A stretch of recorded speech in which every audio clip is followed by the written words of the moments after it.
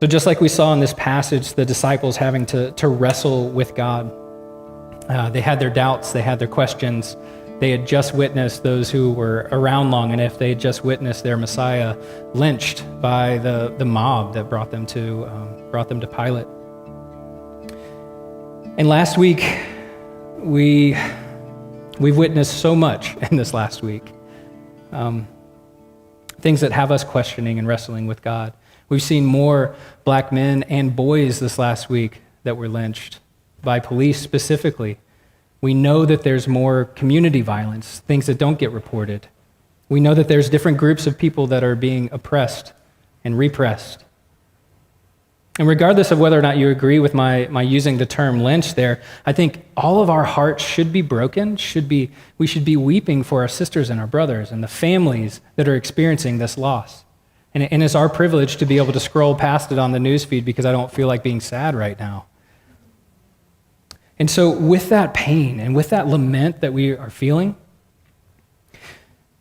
we should be crying out to God and offering those questions to God. Because if I just offer them to myself, I know I don't have any answer. And God's answer may not be the one that I want, but at least I'm channeling that lament in the right direction because God's the only one that can do anything in situations like this. Sure, we can take some actions, but in the big picture, we need the power of God to restore so many broken systems and broken people like we all are.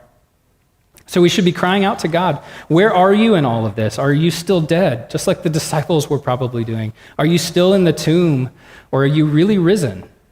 I need to taste and see that you are good. I need to touch and feel that you are actually risen, alive and well and reigning, because I don't see any evidence of it right now.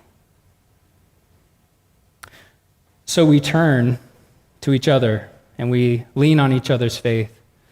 We turn to the scriptures, just like the passage that we read today, and we lean on the faith of those who wrote that down and who've passed it down for generations.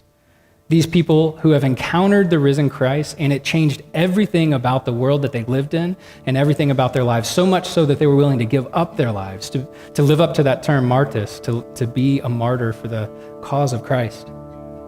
I need to see that this morning. I need to touch and see that Jesus really is risen, alive and well and reigning.